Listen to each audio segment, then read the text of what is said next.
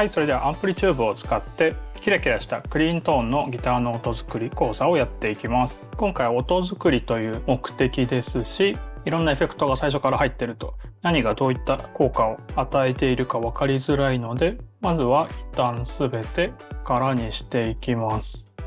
トンプなどもエンプティにしてギターのアンプ選びから始めます。で、今回の趣旨としてはなるべく無料で使えるアンプやエフェクトを中心に使っていきます。そしてギターの方はどの機種でも良いのですが、なるべくシングルコイルもしくはシングルコイルっぽい音にした方がキラキラした音は出るかなと思いますので、こういったハムのギターの場合はシングルにタップできるといいかなと思っています。もちろんハムのギターでも全く問題ないですが、ちょっと甘い音にはなってしまいます。それではまずアンプ選びですが、重要なポイントとしては、こういったカテゴライズされているのでクリーンのとこから選んだ方がいいと思います。アンプによってクリーンが得意なアンプ、歪みが得意なアンプ、あるいは両方網羅してるアンプなどいろんな種類が、最初の選択が非常に重要になってきます。そして無料で使える範囲ですと、クリーンなのはアメリカンチューブクリーンとかですね。1と2がありますが、とりあえずじゃあ1を選んでみましょう。ちょっと弾いてみます。これでも全然いい感じですね。2を。こっちの方がよりはっきりしてるかもしれないですね。では今回はこの2を使っていきましょう。この時点でも全然良いのですが、ちょっと原因を変えてみましょうか。このアンプの場合は原因とボリュームが独立しているわけではなく、ボリュームというつまみでのみで操作するようですね。ちょっと上げてみましょう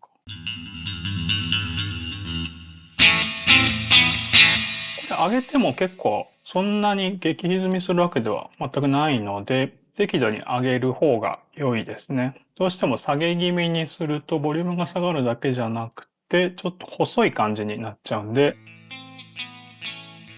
ちょっと弱々しい感じになっちゃうんですよね。なので結構上げ気味でもいいのかなと、シングルコイルの場合は。わずかな歪み感があった方が、ちょっとキラキラしたカリッとした成分が出るかなと思います。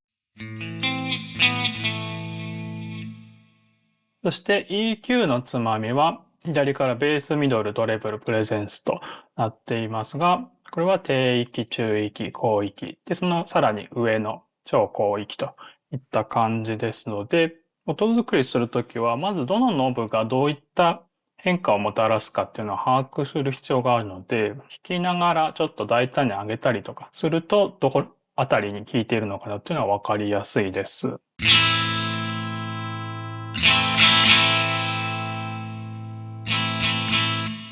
こんな感じですね。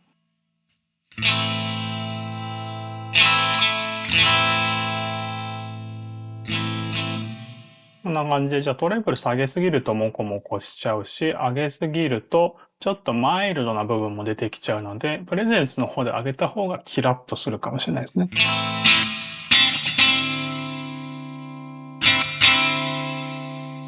トレブルちょっと抑えめで、プレゼンスちょっと上げ。で、ミドルは意外と、僕が想像するミドルよりかちょっと下のイメージですね。ですので結構下げちゃってもそんなモコモコにはならない。ですし、上げてもそんなに変な感じにならないので、トレブルの方があんまり上げすぎない方がいい感じがしましたね。ですので、真ん中。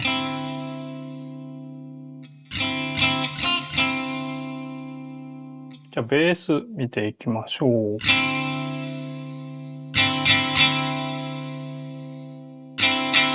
ベースもね、そんなに全開に上げたからといってごつくなるわけではないので、ある程度あった方がいいですね。これやっぱないと軽すぎちゃうんで、ちょっと上げ目でもいいぐらい。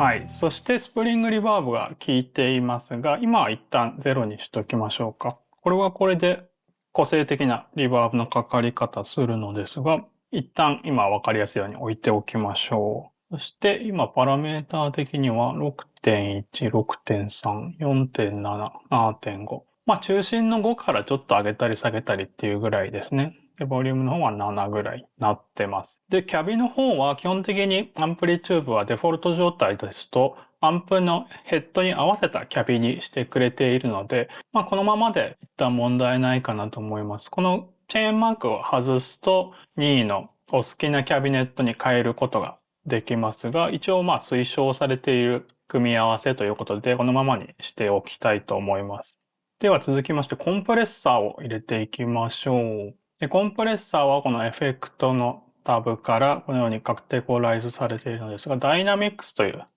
カテゴリーの下にあります。そして無料で使えるのはこのコンプレッサーとその名の通りですね。これをドラッグします。で、アンプの前に置くパターンと後ろに置くパターンがあります。で、どちらが正解というのはなくて、かかり方、サウンドが変わるので、そこら辺も見ていきましょう。それでは、まずアンプの前に置きました。一番スタンダードな置き方ですね。これをすると、このような感じでアルペジオなんかがまとまり良くなりますよね。特に弱く弾いた音とかも、しっかりしたボリュームで出てくれるので、アルペジオなんかだと相性がいいと思います。そしてカッティングなどにもパコッとしたアタックが加わるので非常におすすめです。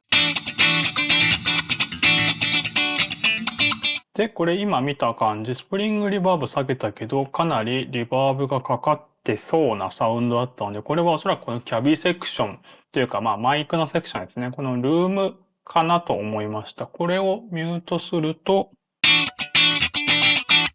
はい。これで、部屋の響き、今これトンネルみたいな地下道みたいなところで撮ってるようなシミュレーションだったので、かなり反響がすごかったのですが、これをミュートすると、このリバーブ感を切ることができます。おそらくこのルームが、この地下道とかじゃなく、普通の部屋とかだったら、これがミュートしてなくてもそんなに反響はしないのかなとも思います。ちょっと短い反響はありますね。これだからもうちょっと下げ目でやっておきましょう。の方がちょっとわかりやすいですね。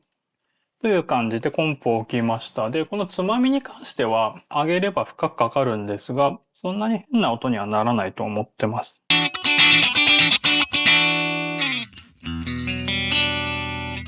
上げ目にした方が弱いサウンドも大きくしてくれるという効果があります。ですので、ニュアンスが崩れない範囲で、そんなにシビアに 0. いくつがどうとかっていうほど気にしなくてもいいのかなと思います。上げすぎるとちょっと触れただけでも音がビヨーンって出ちゃうので、良きところの値にしておきましょう。そしてレベルに関しても、そんなにシビアにならなくてもこのままでもいいと思いますし、もし歪みっぽくなってしまうようであれば下げると。これが結構上がっていると、アンプに入る音が大きくなるので、歪みっぽくなる可能性が高いですね。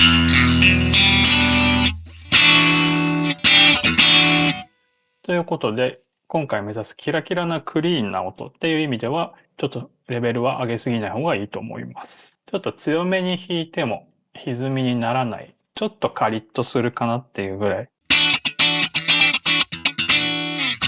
このくらいにしておくといいかなと思います。ちなみにこれを一旦オフにして、じゃあアンプの後にかける場合はどうなるかと。これはこれで結構好きな効果が得られるんですが、アンプの先導に入れることもできますが、今回はわかりやすいようにキャビの後ろに入れてみましょう。こうすると、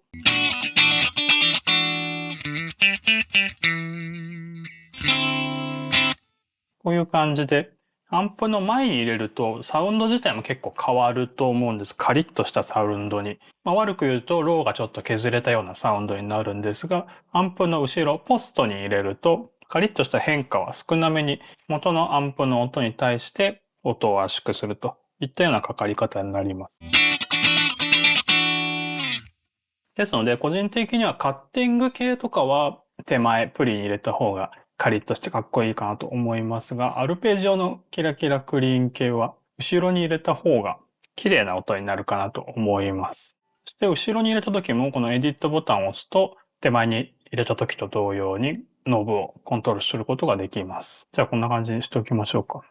で、今回はアルペジオ系に向けたサウンドにしたいので、後ろにコンプ入れてみます。では、ここにさらにキラキラさせた成分を加えるために、コーラスを入れていきましょう。コーラスはモジュレーションというカテゴリーにあります。で、これもコンプ同様手前、後ろに入れることができるのですが、これは圧倒的に後ろに入れた方がいいと思っています。なぜかというと、これはステレオのエフェクトをかけたいので、アンプの手前に入れちゃうとモノラルの状態で通るんで、それはそれでかかり方、そのサウンドを求めているのであれば全然いいんですが、後ろにかけた方が広がりが出ると思います。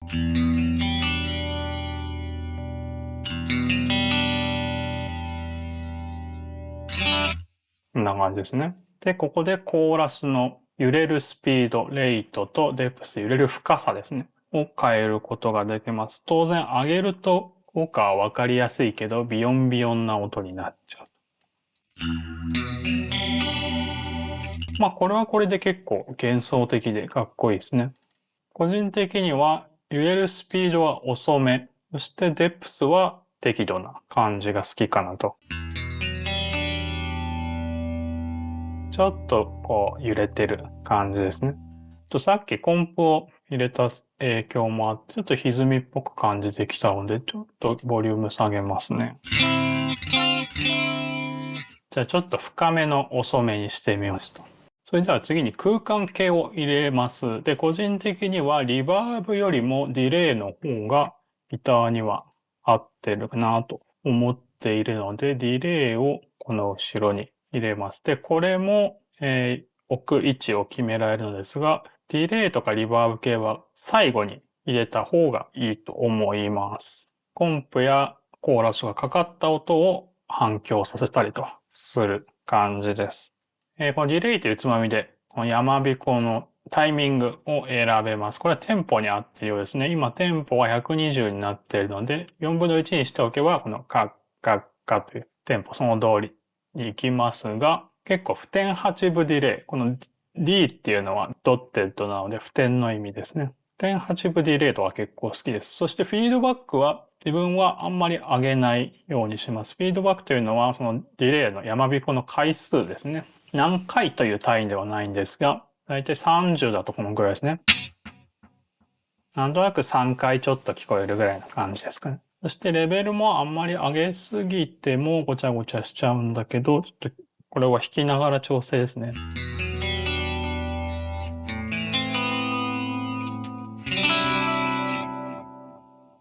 フィードバックもちょっと下げましょうか。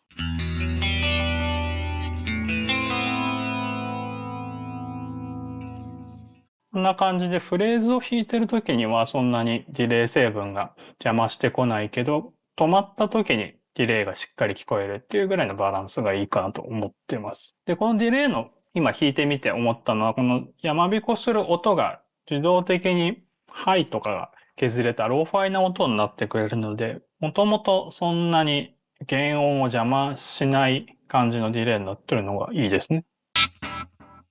で、今、なるべく無料で使える範囲でやろうと思って、ストンプを中心に使ってきたのですが、今ちゃんと調べたラックエフェクトっていうのも6種類使えるっていうことなんで、そっちの方がちょっと現代的なサウンドになるかなと思ったので、そっちに切り替えてみましょうか。ちょっと比べるという意味でも。このタブですね。この中のモジュレーションからデジタルコーラス。これを試してみましょう。じゃあこのコーラスを置き換えてみます。こっちの方がなんか好きな音がしますね。現代的というか。これも操作は一緒ですね。0と、じゃあちょっと遅め。これは BPM に合わせられますが、BPM ボタンを解除すると、無段階で調節することができます。でもじゃあ0と遅めのデプス深めにしてみましょ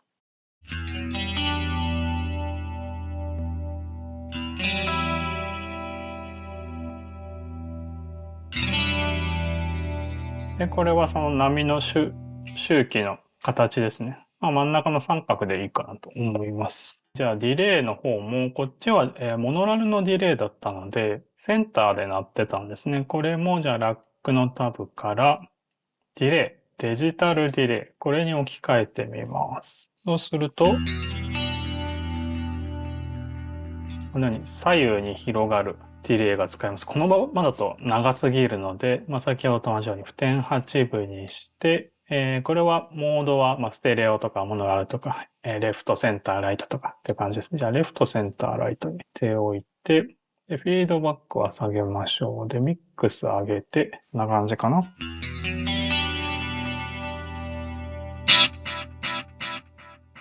もうだいぶ多いんで、もっと下げていいかもしれない。このくらい。で、フィルターっていうのは、この音が丸くなる感じを調節できるので、これを全開にしておくと、原音に近い感じでディレイしてくれます。こんな感じですね。これは適度に丸くなってる方がいいと思います。で、個人的にはもうこの状態で完成でいいかなと思いますが、せっかくなのでデジタルリバーブも使えるみたいなので、デジタルリバーブも最後に入れてみましょうか。で、これも順番、リバーブが前とかディレイが前とかいろいろあると思いますが、個人的にはリバーブはディレイの後の方が、ディレイで飛んだ音に対してもリバーブがかかってくれるので、リバーブの方が後がいいかなと思ってます。